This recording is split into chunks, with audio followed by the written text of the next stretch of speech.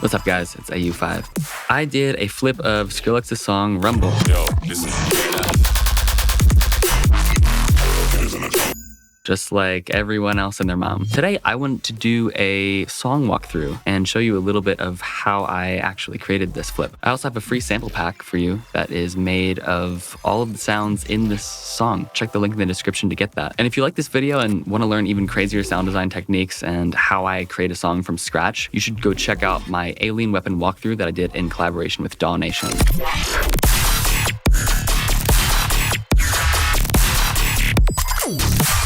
It is a full track walkthrough where I cover every single sound, synthesis, and processing technique for my song Alien Weapon, released on Excision's label Subsidia. You can check that out with the link in the description as well. With that being said, let's get started. So to do a proper flip, the first thing that you need to do is somehow isolate the acapella. And what I found was this piece of software called Ultimate Vocal Remover, UVR5. It's completely free. It's open source, which is amazing. It is an AI-powered vocal remover. It can also do things like render different stems using different algorithms, but I just use the default MDX-net algorithm. And it's as simple as just picking your WAV file, selecting an output, and then hitting start processing. In about 20 seconds, in this case, it will separate out the vocal. I am blown away by the quality of this. So I wanted to switch it up a bit and change the key of the song. Originally, it is in C#. The vocal's average pitch is F, so I figured to just bump it up to F.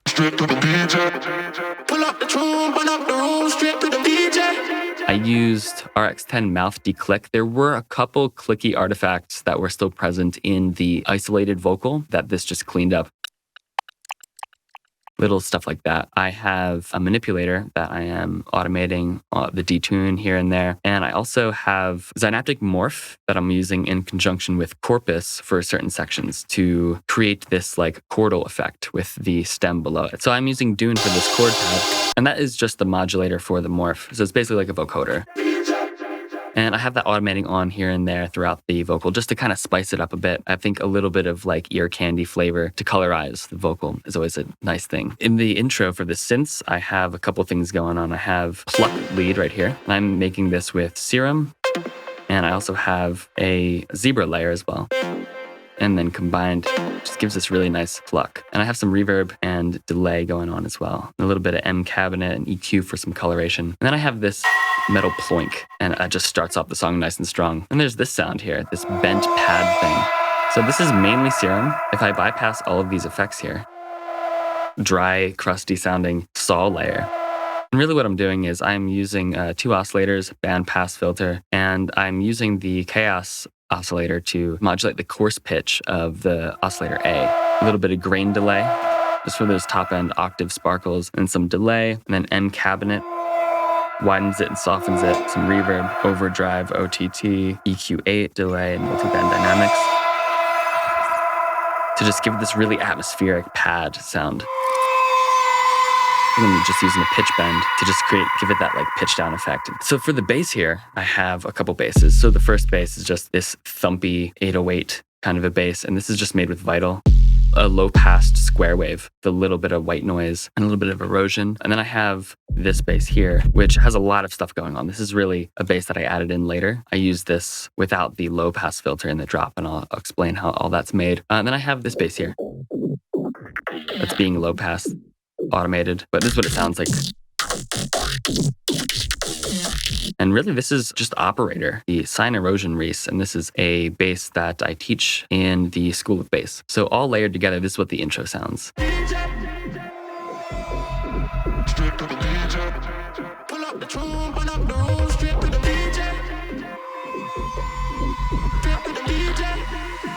Get a little rise here. I just pitch these vocals down here to just indicate like, okay, there's going to be a shift in energy. I have this rise sound going on here, little Serum rise that I made. All of these sounds you can find in the sample pack in the description also. Little backspin sound. I have drum kit here, the Memphis Studio kit, the default Ableton drum rack. Let's talk about the kick and the snare. So these are the drums. This drum rack is literally just for my kick and my snares and also a sidechain trigger. For all the sidechaining, I am using Duck Buddy, which is a really awesome free Max for Live device made by Slink, and it uses MIDI input from any track, basically a volume shaper. So I got this 808 pattern going on, doing a little bit of pitch bends. And for the vocal, you can hear, when I step into the jungle, so there would no group up. I have those little automations for the morph and the corpus coming on just to like give that width. I have this little sample here. And I got these fills here, these hybrid fills. So this is really a combination of a tom sample that I filtered the sine body out of. And then I used an operator to create my own sine body. Get this nice hybrid tom fill sound. Let's get to the rise. Doing some reverb automation on the vocal send, just to get that like reverb tail, high and low pass Reese. It's just serum supercells, a little bit of distortion, dimension expander. I also have these snare patterns in the top. A lot of ghost snares in the percussion. I find that really, particularly for this song, gives it that like urgent vibe. And I'm pitching up those snares by using a frequency shifter.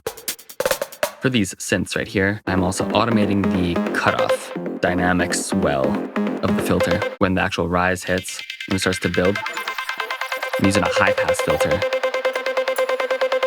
bringing it back up. First note of the drop, I took the vocal where it says rumble and I just pitched it down like minus 25 semitones. And so what I got going on for the basses is I have a sample here, this top layer, and this is part of a bass jam that I did. This part is actually part of a beatboxing sesh I just time stretched. You just get a lot of cool like tones and textures in that. Kind of just using that as like a top layer. And the main actual bass is this Reese sound. And so as you can see, if I right click this, there's quite a bit of stuff going on in here.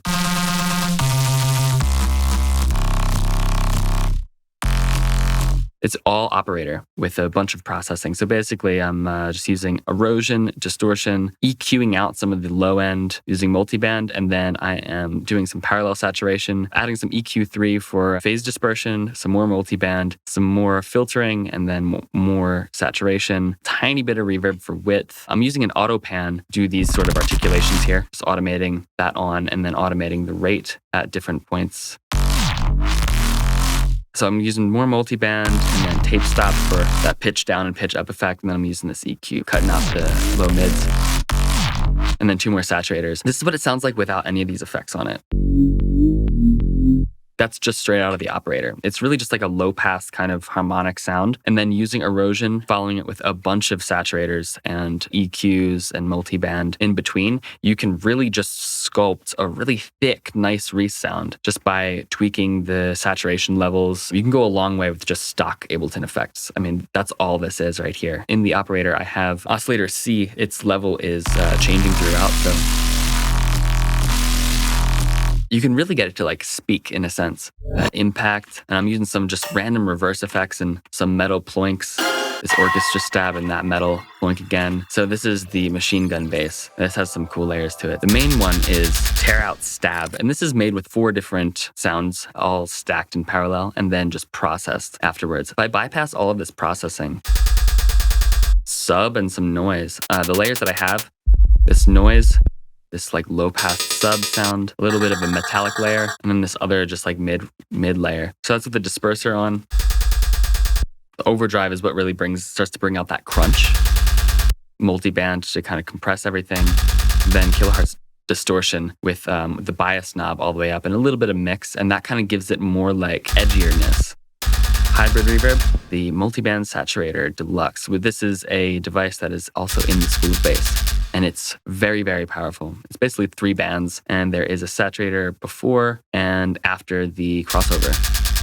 And then I can adjust the gains of each band pre and post individually. But that's not the only layer to the sound. So there are a couple other layers that are going on here.